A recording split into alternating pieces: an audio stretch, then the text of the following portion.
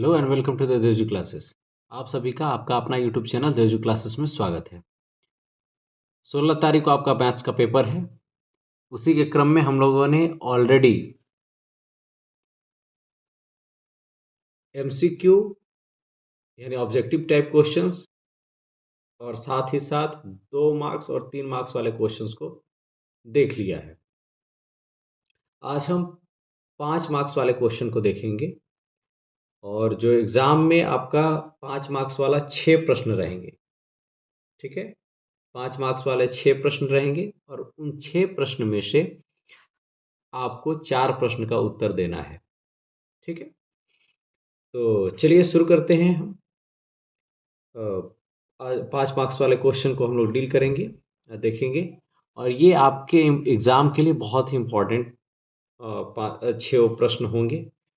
और साथ ही साथ हम ये भी देखेंगे यहाँ पे कि और कौन कौन से क्वेश्चंस इसमें आ सकते हैं, कौन कौन इंपॉर्टेंट क्वेश्चंस हैं।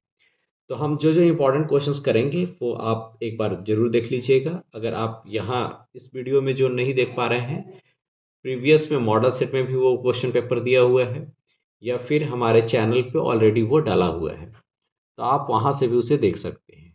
ठीक है, अगर आप इस चैनल पे नए हैं तो चैनल को ज़रूर सब्सक्राइब कर दें। तो चलिए शुरू करते हैं हम लोग। अगर हम क्वेश्चन की बात करेंगे तो आपका 47वां क्वेश्चन है ना। 47 से लेकर के 52 तक जो क्वेश्चन रहेंगे वो आपके 5 मार्क्स के प्रश्न रहेंगे। ठीक है, तो 47वां क्वेश्चन क्या है, देखिए क्वेश्चन है द्विघात समीकरण 2x² माइनस 6x प्लस 3 बराबर 0, ठीक है, का विविक्त कर मूलों की प्रकृति द्विघाती सूत्र का उपयोग कर मूल ज्ञात करें। ठीक है, यह प्रश्न दिया हुआ है, आपके स्क्रीन पे दिख रहा होगा। तो क्या है द्विघात समीकरण जो है वो क्या है, पहले लिखेंगे हम लोग 2x² minus 6x plus 3 equals to 0। ठीक है, 2x² minus 6x plus 3 equals to 0। अब क्या करना है, सबसे पहले हम इसमें a की वैल्यू फाइंड आउट करेंगे। a बराबर कितना है, x² के साथ जो लगा हुआ है वो यानी x² का जो गुणांक है वो क्या है, a है। फिर b क्या है, b क्या है, x का गुणांक, तो x का गुणांक क्या है -6। c क्या है, कांस्टेंट। ठीक है, तो वो कितना है 3। तो a की वैल्यू 2 आ गई, ये x² का गुणांक। ठीक है, b की वैल्यू -6 हो गई, x की गुणांक। और c की वैल्यू क्या हो गई, 3 हो गई।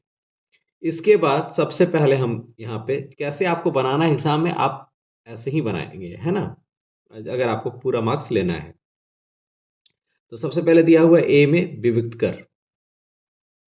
क्या दिया हुआ है, विविक्त कर। ठीक है, तो विविक्त कर के लिए क्या होगा, फॉर्मूला d बराबर b² माइनस 4ac।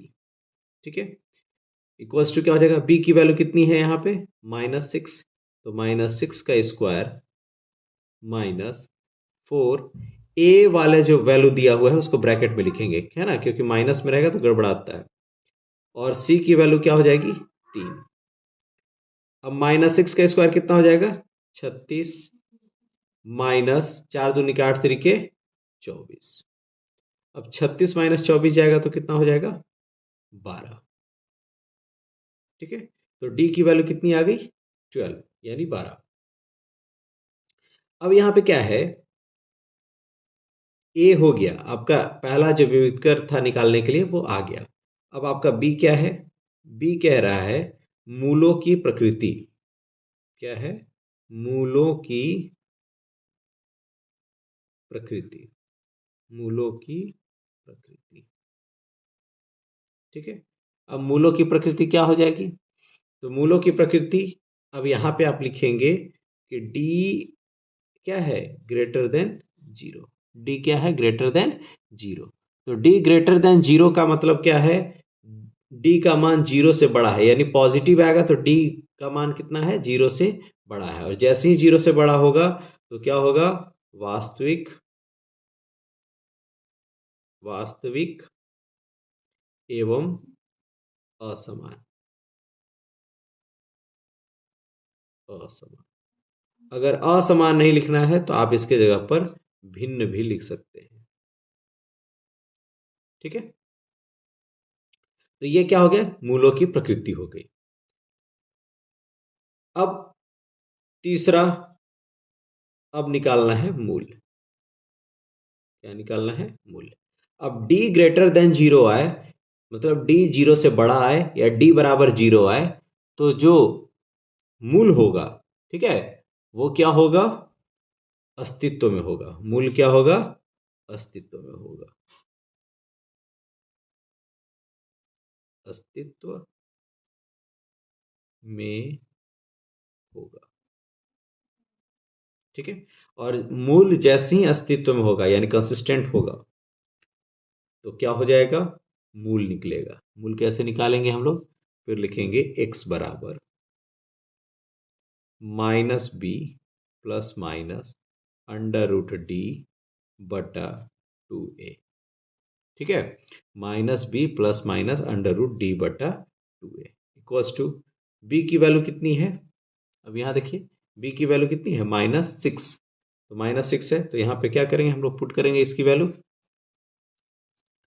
तो x बराबर क्या हो जाएगा, माइनस बी की वैल्यू रखेंगे किस में, ब्रैकेट में -6 प्लस माइनस रूट डी की वैल्यू कितनी आ गई, 12 बाई 2 इंटू ए की वैल्यू कितनी है, ए की वैल्यू है आपका 2।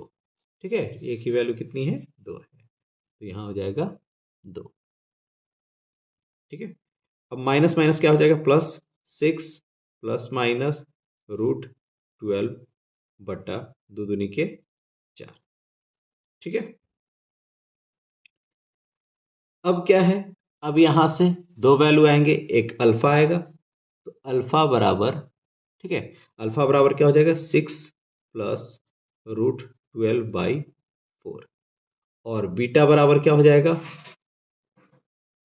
6 माइनस रूट 12 बाई 4।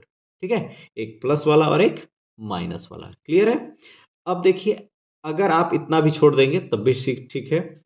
अगर आप इसको और तोड़ना चाहते हैं, तोड़िए। कैसे तोड़िएगा, यहाँ पे 6 है, 6 प्लस रूट 12 को क्या लिख सकते हैं, 2√3 लिख सकते हैं, 2 दूनी के 4 तिया 12 बाई 4।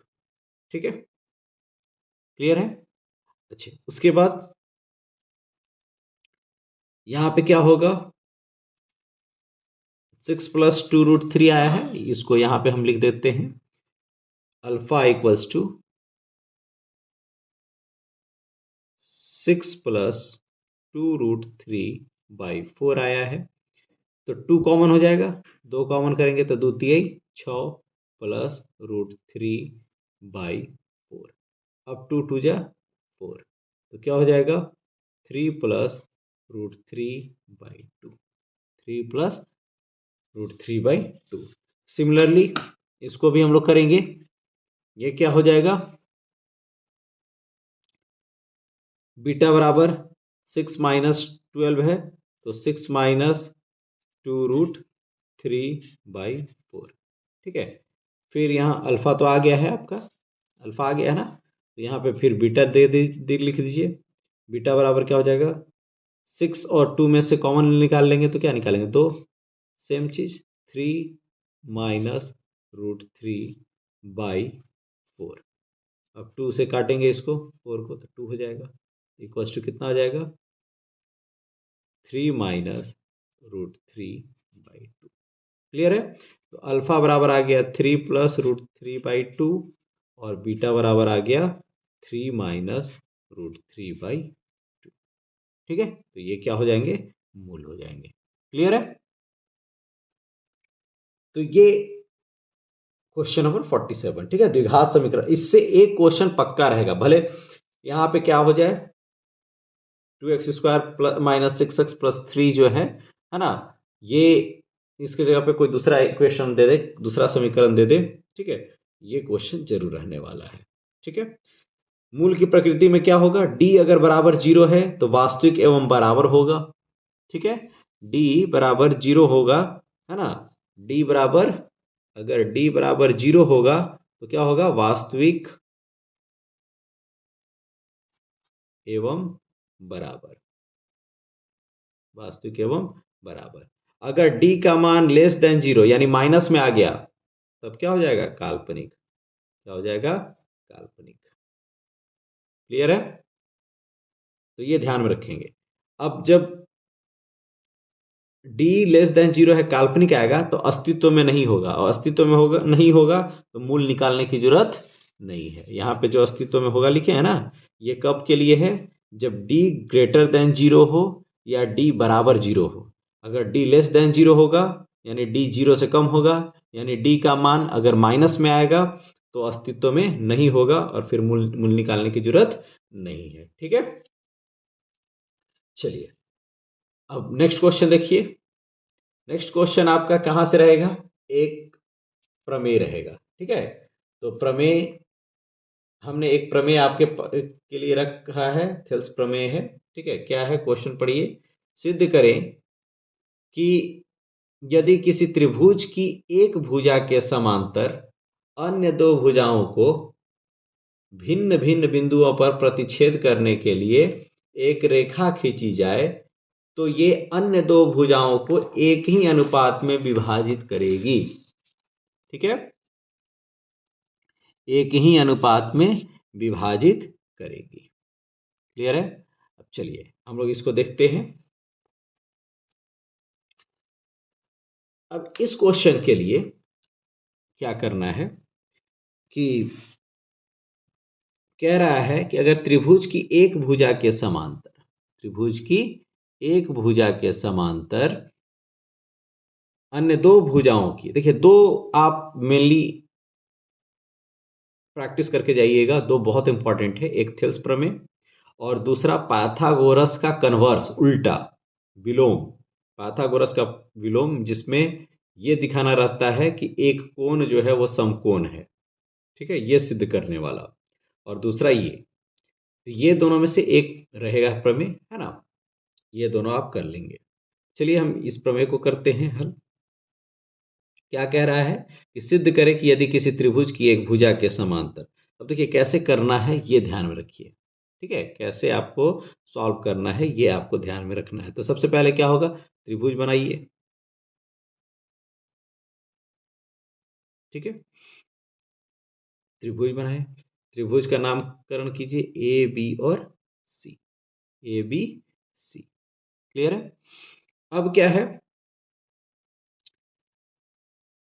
कह रहा है कि एक भुजा के समांतर अन्य दो भुजाओं को प्रतिच्छेदित करने वाला, तो इसका नाम कर दीजिए डी और ई, और डीई जो है वो समांतर है किसके, बीसी के। ठीक है, तो क्या क्या दिया है भाई, तो सबसे पहले लिखना है दिया है, दिया है, क्या क्या दिया हुआ है, ए बी सी एक त्रिभुज है, ए बी सी एक त्रिभुज है। फिर क्या दिया हुआ है कि डीई जो है वो समांतर है किसके, बीसी के। डी किसके समांतर है, बीसी के। ठीक है, अब दूसरा क्या लिखना है, सिद्ध करना है, सिद्ध करना है। क्या सिद्ध करना है, सिद्ध करना है कि एडी बटा डीबी बराबर ए बटा ईसी। ठीक है, एडी बटा डीबी बराबर ए बटा ईसी। अब इसके लिए क्या आपको करना है, रचना। क्या करना है, रचना। तीसरा पोजीशन होता है कोई भी सिद्ध करने का, तीसरा स्टेप होता है रचना। तो रचना करेंगे, क्या करेंगे रचना में, एडी पर ई से लंब खींचेंगे, इसका नाम दे दीजिए एम, है ना, यानी ई एम। रचना में क्या है, ई एम, है ना, लंब खींचेंगे किस पर, एडी पर। ठीक है, और क्या करेंगे, डी से एई पर, डी से एई पर लंब खींचेंगे, इसका नाम कर दीजिए एन, कुछ भी कर सकते हैं आप। तो डी एन लंब हो जाएगा किस पर, एई पर। ठीक है, खींचे, क्या किए, खींचे। फिर क्या कीजिए, डी को सी से, डी को सी से और बी को ई से मिलाएं। ठीक है। डी को सी से और बी को ई से मिलाएं। ठीक है, मिलाएं, बी को ई से मिलाएं। अब क्या करना है आपको? फाइनल स्टेप प्रमाण, प्रमाण देना है। तो हम इसको ज़्यादा लंबा नहीं करना है इसको। तो क्या करिए, सबसे पहले ए डी ई का क्षेत्रफल निकालिए। करना क्या, देखिए, ए डी बटा डी बी एक वाले से आएगा और दूसरा से आएगा ए ई बटा ई सी, और दोनों को बराबर कर देना है, मेनली यही है। तो ए डी ई त्रिभुज में एरिया निकालिए, एरिया ए डी ई। ठीक है, एरिया किसका? त्रिभुज ए डी ई का। क्या हो जाएगा? 1/2। आधार क्या हो जाएगा इसका? ए डी, और इस पर लंब कितना है? E M. ए डी गुने ई एम। फिर लिखेंगे एरिया ए डी ई का हो गया। अब हमको चाहिए क्या? डी बी चाहिए, तो याद रखिए डी बी ई। फिर त्रिभुज क्या लेंगे? D B E. क्या हो जाएगा? 1/2। इसका आधार डी बी का आधार क्या हो जाएगा? डी बी गुने इस पर लंब कितना, कौन सा है? इस त्रिभुज पर भी लंब कौन है? यही है, ई एम ही है, ई एम। ठीक है, उस पर भी लंब क्या है? ई एम ही है। चलिए, अब क्या करेंगे हम लोग? ये दोनों को डिवाइड कर देंगे। पहला इसको लिखते हैं, इसको दूसरा। ठीक है, फिर लिखेंगे एरिया ए डी ई बटा एरिया डी बी ई बराबर क्या हो जाएगा? 1/2 ए डी गुने ई एम बटा 1/2 डी बी गुने ई एम। अब ई एम घर चला गया, कट गया। 1/2 भी कट गया। तो क्या हो जाएगा? That implies area A D ई बटा एरिया डी बी ई बराबर ए डी बटा डी बी, ए डी बटा डी बी। ठीक है, इसको हम लोग क्या दे देंगे? तीसरा। ठीक है, अब सिमिलरली यही काम करेंगे इस साइड से भी, त्रिभुज के इस साइड से भी। फिर से लिखेंगे एरिया ए डी ई बराबर क्या हो जाएगा? 1/2। अब इधर से आइए, ये वाला बेस लेते हैं, ए ई। ए ई गुने ए ई पर लंब क्या है? D N. तो डी एन। ठीक है, और एरिया, अब देखिए ए ई तो आ गया तुम्हारा। अब ईसी चाहिए, तो ईसी आधार पर कौन सा त्रिभुज बन रहा है? ई सी डी बन रहा है। ठीक है, ई सी डी, यह लिख दीजिए, ई सी डी। तो बराबर क्या हो जाएगा? 1/2। क्या हो जाएगा? आधार इसका ई सी, और लंब इस पर क्या हो जाएगा? डी एन ही होगा, डी एन। अब उसके बाद एरिया ए डी ई बटा एरिया ई सी डी बराबर 1/2। ठीक है, 1/2 ए ई गुने डी एन बटा 1/2 ई सी गुने डी एन। अब डी एन कट गया, 1/2 भी कट गया। तो क्या हो जाएगा? That implies area A D ई बटा एरिया ई सी डी बराबर ए ई बटा ई सी। अब इसको इक्वेशन हम लोग लिख लेते हैं 4। ठीक है, अब क्या हो गया? ये दोनों तो, अब क्या करना है? ए डी बटा डी बी बराबर ए ई बटा ई सी आपको सिद्ध करना है। इसके लिए क्या करिएगा आप? ये दोनों एरिया को बराबर करना होगा, ये वाला तीसरा और चौथा को। तो ए डी ऊपर में है, ए डी यहाँ पे भी है, तो दोनों तो पहले बराबर है। तो आपको बराबर कौन करना है? डी बी ई नीचे और ई सी डी इसको। ठीक है, तो अब ये कैसे होगा? आप ये दोनों त्रिभुज को देखिए, डी बी ई और डी सी ई या ई सी डी एक ही है। ये दोनों त्रिभुज क्या है, एक ही आधार किस पर, डीई पर है, और एक ही समांतर रेखा के बीच में है, डीई और बीसी के बीच में है, और इसका आधार क्या है, एक ही है। डी बी ई इसका भी आधार यही है, और ई सी डी इसका भी आधार यही है। मतलब एक भुजा है ना कॉमन, तो एक आधार हो गया डी, और एक ही समांतर रेखा के बीच में है, तो दोनों का क्षेत्रफल क्या होगा, बराबर होगा। ठीक है, तो यही चीज यहाँ पे लिखेंगे। क्या लिखेंगे, त्रिभुज, नीचे वाला डीबीई, डीबीई एवं त्रिभुज ईसीडी एक ही भुजा, एक ही भुजा कौन, डीई। ठीक है, एक ही भुजा यहाँ पे कौन है, डी भुजा पर है। एक ही भुजा डी और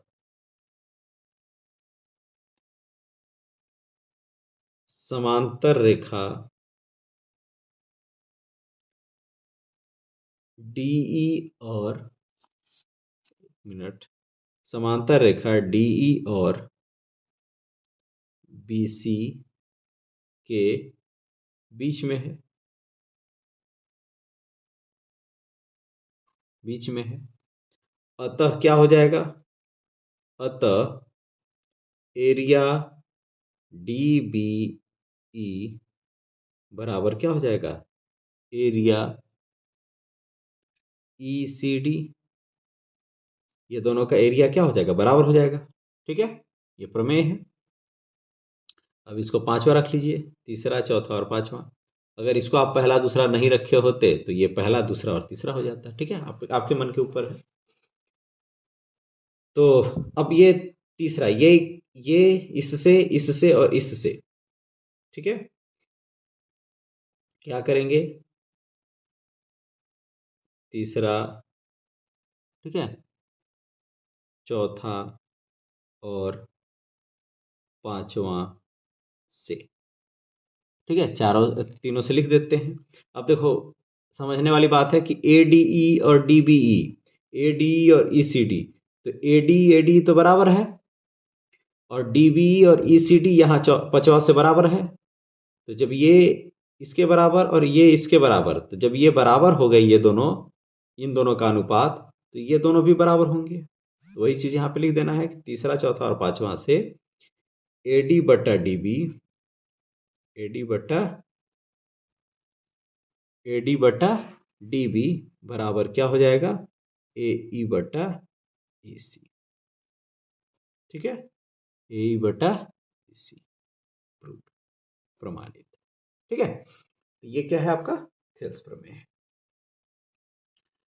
चलिए, और दूसरा हम जो प्रमेय की बात कर रहे हैं वो आपका मॉडल सेट पेपर में है, आप जाकर के उस वीडियो को भी देख सकते हैं, इस चैनल पे पड़ा हुआ है। ठीक है, उसका सॉल्यूशन।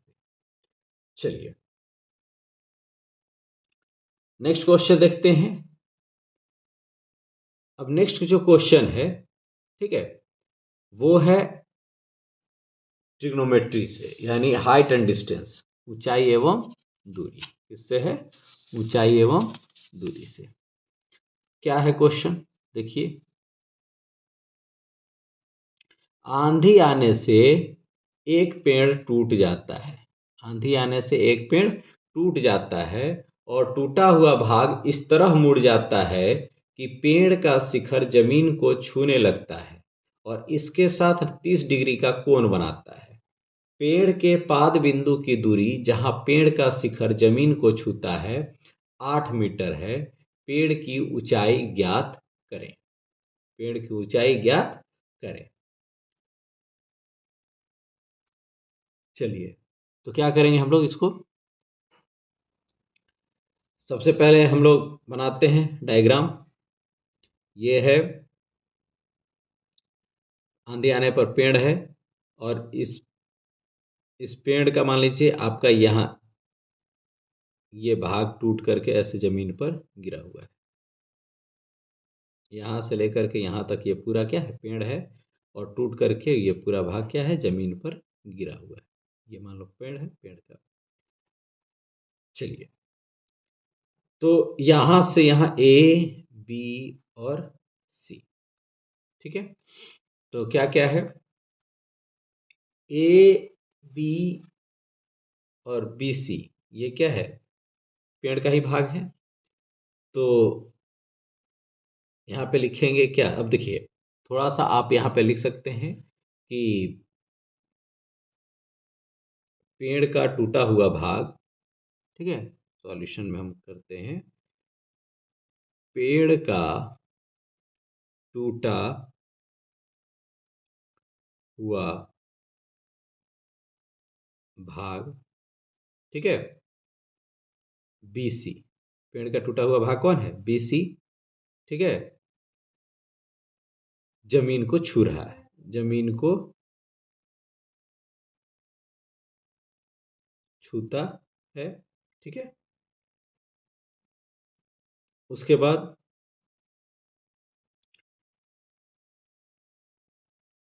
पेड़ की ऊंचाई, तो पेड़ की ऊंचाई क्या हो जाएगी, पेड़ की ऊंचाई हो जाएगी AB plus BC, AB plus BC, AB plus BC, पेड़ की ऊंचाई हो जाएगी। कोण कितना बना रहा है, 30 डिग्री, कोण कितना बना रहा है, 30 डिग्री। अच्छे, जहां पेड़ पेड़ के पाद बिंदु की दूरी, जहां पेड़ का शिखर जमीन को छूता है 8 मीटर है, यानी AC, AC बराबर 8 मीटर, ये कितना है, 8 मीटर। क्लियर है। अब क्या होगा, त्रिभुज ABC में, त्रिभुज ABC में, अब ABC में क्या हो जाएगा, पहले हम AB का मान निकालेंगे, तो tan 30 डिग्री बराबर क्या हो जाएगा, AB बटा AC। अब tan 30 डिग्री का मान कितना हो जाएगा, 1/√3 होगा, तो 1/√3 बराबर क्या हो जाएगा, AB का मान निकालना है, AB बटा 8। क्लियर है, तो यहाँ से क्या हो जाएगा, AB बराबर 8/√3, 8/√3। क्लियर है। चलिए, उसके बाद पुनः अब हमको क्या चाहिए, BC चाहिए, तो पुनः क्या हो जाएगा, त्रिभुज ABC में, अब आधार 8 दिया हुआ है, ये क्या है, कर्ण है, तो आधार बटा कर्ण क्या होता है, कॉस थीटा, तो कॉस 30 डिग्री बराबर AC बटा BC, AC बटा BC। अब कॉस 30 डिग्री की वैल्यू क्या होती है, कॉस 30 डिग्री बराबर √3/2, कॉस 30 डिग्री बराबर क्या हो जाएगा, √3/2 बराबर AC का वैल्यू कितना है 8 बटा BC का वैल्यू कितना है, निकालना है, तो BC बराबर क्या हो जाएगा, अब BC ये इससे गुना और ये इससे गुना, तो क्या हो जाएगा, 8 दूनी 16/√3, 16/√3।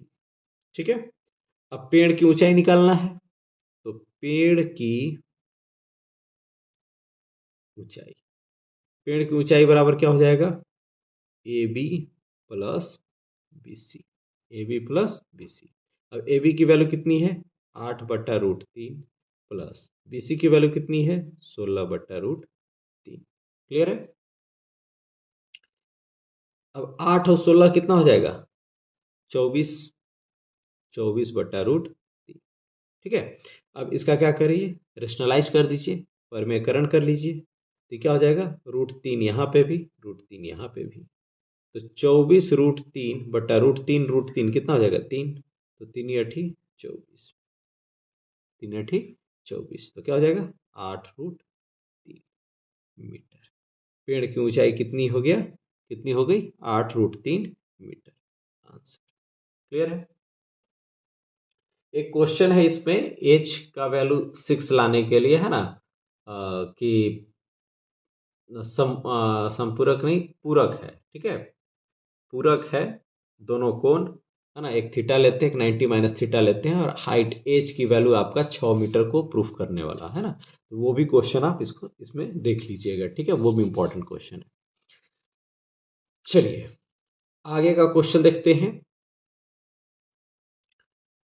आगे का क्वेश्चन है कि एक मेंसुरेशन से क्वेश्चन है, ठीक है, कि एक क्या है, कोई बर्तन एक खोखले अर्धगोले के आकार का है, ठीक है, खोखले अर्धगोले के आकार का है, ठीक है। अब उसके ऊपर क्या है, खोखला बेलन अध्यारोपित है, उसके ऊपर क्या अध्यारोपित है, तो खोखला बेलन अध्यारोपित है, क्लियर है। अब खोखला बेलन अध्यारोपित है, अर्धगोले का व्यास 14 सेंटीमीटर है और इस बर्तन की कुल ऊंचाई 13 सेंटीमीटर है। इस बर्तन का आंतरिक पृष्ठीय क्षेत्रफल ज्ञात करें, आंतरिक पृष्ठीय क्षेत्रफल, ठीक है। चलिए, तो हम लोग पहले चित्र बना लेते हैं, ठीक है। तो चित्र बनाना क्या है कि पहले अर्धगोला है और अर्धगोला पर क्या है, एक बेलन आकार का अध्यारोपित है, ठीक है।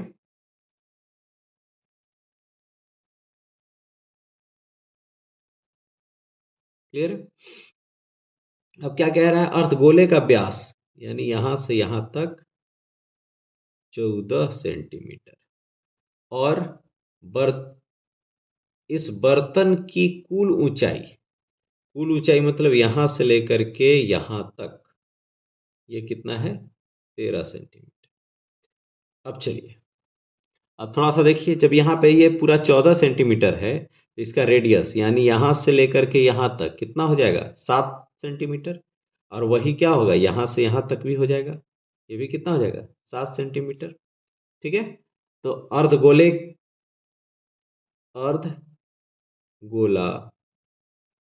का व्यास कितना हो गया, 14 सेंटीमीटर। तो अर्धगोला का त्रिज्या कितना हो जाएगा, 7 सेंटीमीटर, ठीक है। तो जो अर्धगोला का त्रिज्या है वही क्या होगा, बेलन का भी त्रिज्या होगा, आई बात समझ में।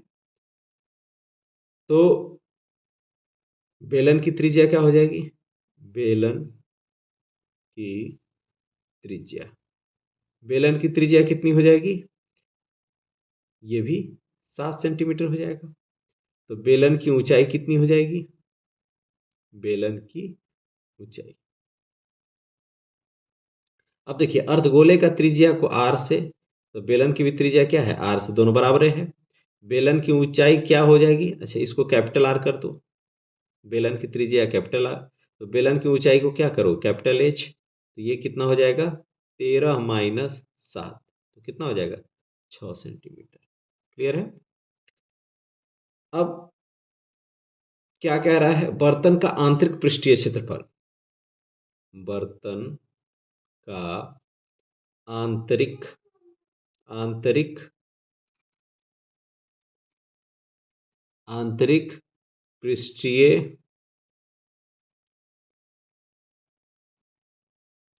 क्षेत्रफल, आंतरिक पृष्ठीय क्षेत्रफल, तो क्या हो जाएगा, बर्तन का आंतरिक पृष्ठीय क्षेत्रफल, ये आपका अर्धगोले का पृष्ठीय क्षेत्रफल, अर्धगोला का पृष्ठीय क्षेत्रफल,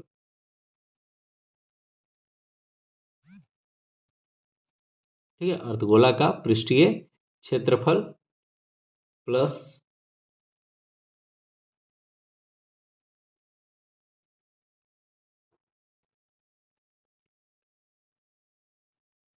बेलन का पृष्ठीय क्षेत्रफल, ठीक है, अर्धगोला का पृष्ठीय क्षेत्रफल प्लस बेलन का पृष्ठीय क्षेत्रफल।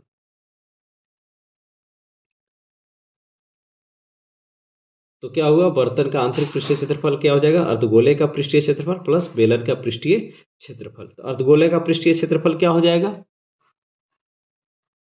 2 पाई r² प्लस बेलन का पृष्ठीय क्षेत्रफल क्या हो जाएगा, 2 पाई r h, कैपिटल एच लिखे हैं हम इसमें। अब ये क्या हो जाएगा, 2 पाई r कॉमन कर दो, 2 पाई r कॉमन, तो यहाँ पे क्या हो जाएगा, r और यहाँ पे क्या बचेगा, h, क्लियर है, 2 पाई r, r प्लस h। 2 गुने 22/7 गुने आर का मान कितना है 7, 7 प्लस एच का मान कितना आया है 6। तो 7 से 7 कैंसिल आउट, 2 इंटू 22 इंटू 13, ठीक है। 2 इंटू 22 इंटू 13। अब 2 22 दूनी 44, तो 13 चौके 52 का 2 5 हाथ में, 13 चौके 52 और 5 57, 572 सेंटीमीटर स्क्वायर। क्या हो जाएगा आंसर 572 सेंटीमीटर स्क्वायर। क्या हो जाएगा इसका आंतरिक पृष्ठीय क्षेत्रफल, ठीक है। चलिए नेक्स्ट क्वेश्चन देखिए।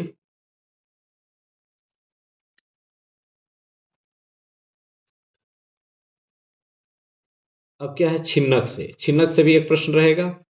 एक शंकु के छिन्नक की तिर्यक ऊंचाई 4 सेंटीमीटर है तथा इसके वृत्तीय सिरों के परिमाप 18 सेंटीमीटर और 6 सेंटीमीटर है।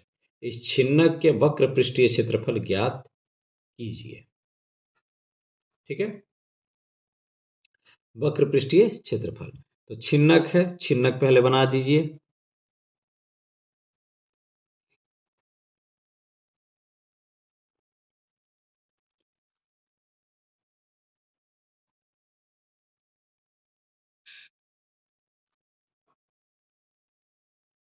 ठीक है, छिन्नक है, उल्टा बनाइए चाहे सीधा, कोई दिक्कत नहीं है। अब परिमाप क्या है 18, तो बड़ा वाला इधर है तो इसका 18 होगा और इसका 6। चलिए यहाँ से यहाँ तक का हाइट कितना है, ये हो गया 4 सेंटीमीटर। तो यहाँ पे लिखोगे, क्या लिखोगे, छिन्नक की तिर्यक ऊंचाई। अब देखिए छिन्नक का तिर्यक ऊंचाई दिया है 4 सेंटीमीटर, तो ये एच नहीं, यहाँ से यहाँ तक की हाइट दी हुई है एल, एल बराबर 4 सेंटीमीटर, यानी तिर्यक ऊंचाई एल हो गया, तो एल बराबर कितना हो जाएगा 4 सेंटीमीटर। क्लियर है। अब परिधि, परिधि तो ऊपर वाला का जो परिधि होगा, ठीक है, परिधि, तो परिधि क्या हो जाएगा ऊपर वाले के लिए 2 पाई r1 बराबर कितना हो जाएगा 18 सेंटीमीटर। इसका ले लेते हैं r1 और इसका ले लेते हैं r2, ठीक है। तो परिधि क्या हो गया 2 पाई r1 बराबर 18, ठीक है।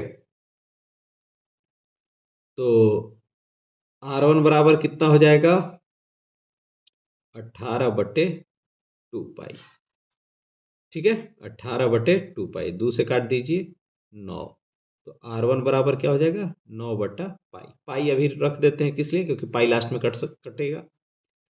फिर 2 पाई r2 बराबर कितना हो जाएगा 6 सेंटीमीटर। 2 पाई r2 बराबर 6 सेंटीमीटर, तो r2 बराबर that implies r2 equals to क्या हो जाएगा 6/2 पाई।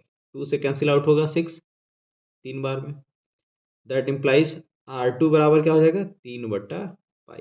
R2 बराबर क्या हो जाएगा 3/पाई, ठीक है। अब R1 R2 का वैल्यू हो गया। अब क्या निकालना है वक्र पृष्ठीय क्षेत्रफल। तो क्या है छिन्नक का वक्र पृष्ठीय क्षेत्रफल बराबर क्या हो जाएगा, छिन्नक का वक्र पृष्ठीय क्षेत्रफल क्या हो जाएगा पाई r1 plus r2 into L. तो पाई r1 की वैल्यू कितनी है 9/पाई प्लस 3/पाई इंटू एल की वैल्यू कितनी है 4, एल की वैल्यू 4 सेंटीमीटर। फिर क्या हो जाएगा पाई 9×3 12/पाई गुने 4, पाई पाई कैंसिल आउट हो जाएगा, तो कितना हो जाएगा 12, है ना। पाई पाई कैंसिल आउट हुआ तो 12×4, तो कितना हो जाएगा 12×4 = 48 सेंटीमीटर स्क्वायर। यही क्या हो जाएगा आंसर। क्लियर है। चलिए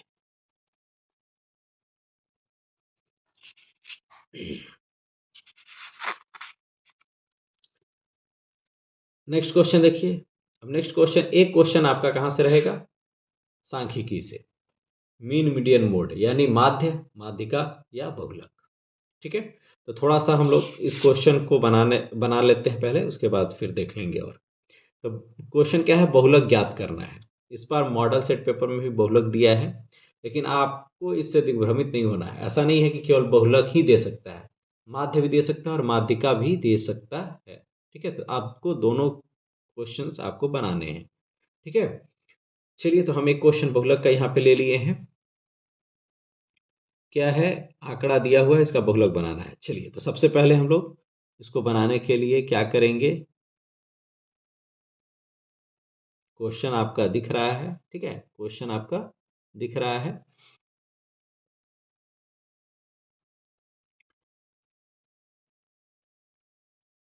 और इसमें आपका सबसे पहले हम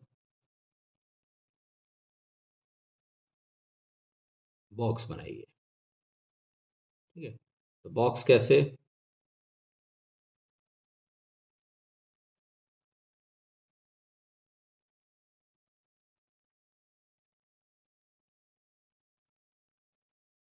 ठीक है, बॉक्स बनाइए, इसको और इधर।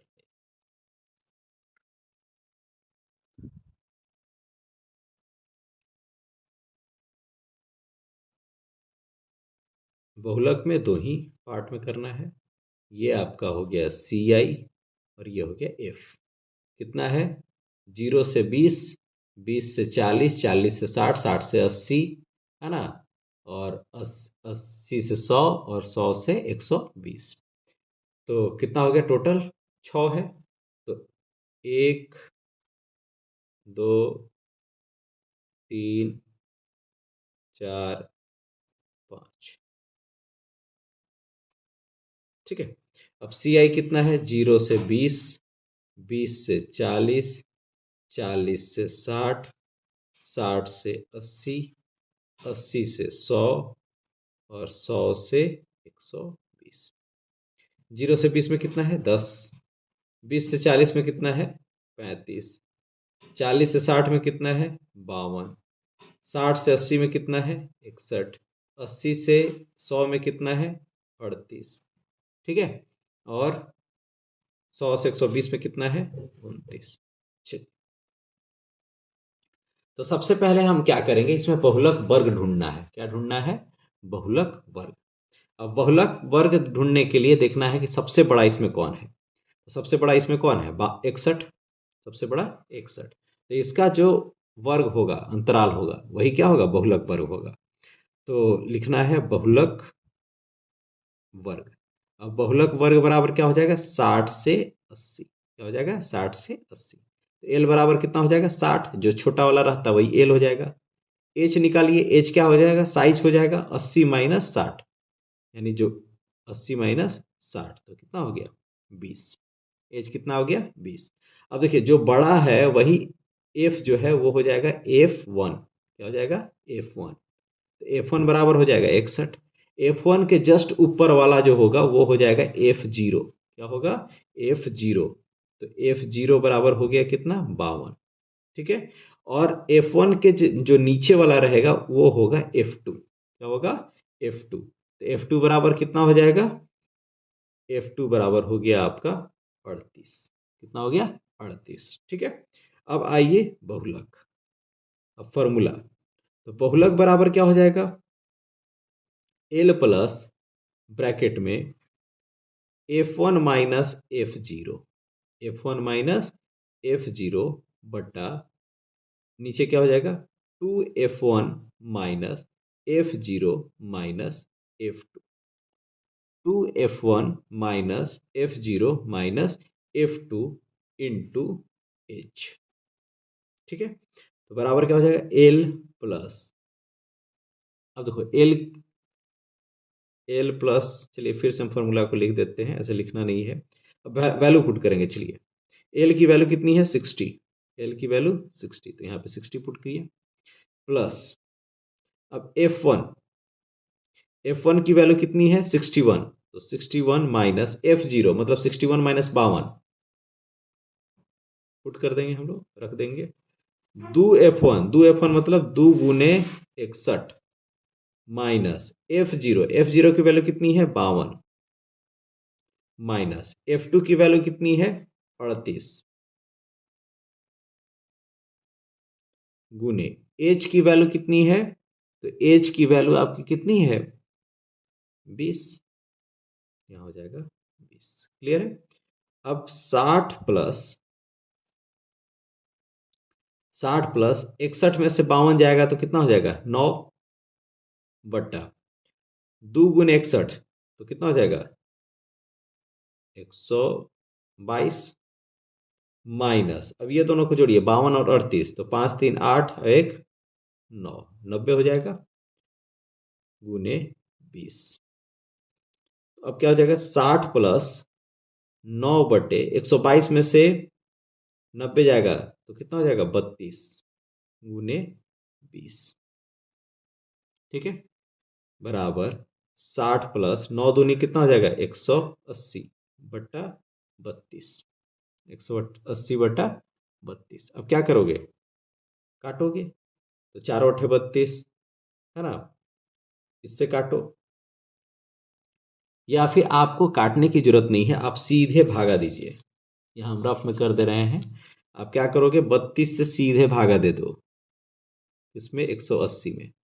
ठीक है, बस 32 से 180 में, तो 5 बार में 5 दूनी के 10, 5 तिया 15 और 1 16, कितना आया 20। अब यहाँ पे क्या होगा दशमलव, अब 0। ठीक है, तो 5 बार में इतना आया है, 6 बार में कितना हो जाएगा 6 दूनी 12, 76 18 और 1 19, 192, 8 हो गया। फिर यहाँ पे 0, 32 दूनी 64, तो बस इतना ही रखना है। तो यानी इसको काटने पर कितना आया 5.62, बस इतना ही करना है। अब 60 प्लस 5.62, अब दशमलव से पहले वाला है उसमें जुड़ जाएगा, तो 60 प्लस 5 कितना हो जाएगा 65.62, यही क्या हो जाएगा आंसर। क्लियर है, ये क्या हो जाएगा बहुलक। ठीक है, चलिए, तो यहां से माध्य भी आ सकते हैं, है ना, तो आप माध्य भी देख लेंगे और माध्यक भी देख लेंगे, तीनों को देख लेंगे, क्योंकि इससे आपका 5 नंबर पक्का हो जाएगा, है ना। चलिए, तो ये आपके इंपॉर्टेंट क्वेश्चंस हमने देखा, और आपके एग्जाम्स में जो आने वाले मोस्ट इंपॉर्टेंट या अति संभावित प्रश्न है उसको भी हम लोगों ने देखा। आई होप कि आपका एग्ज़ाम अच्छा हो। All the best for your exam. ठीक है, मिलते हैं फिर नेक्स्ट सब्जेक्ट के लिए, साइंस के लिए और आपका इंग्लिश के लिए। ठीक है, आपका हम आंसर की भी लाने की कोशिश करेंगे। इस बार तो आपको मिल नहीं रहा है क्वेश्चन पेपर घर ले जाने के लिए, तो जो बच्चे क्वेश्चन बताएंगे तो उसके अनुसार से हम आंसर की लेकर के उपस्थित रहेंगे। तो लास्ट में फिर से आप अगर चैनल पे नए हैं तो चैनल को ज़रूर सब्सक्राइब कर दें और बेल आइकन को प्रेस कर दें। Thank you for the watching.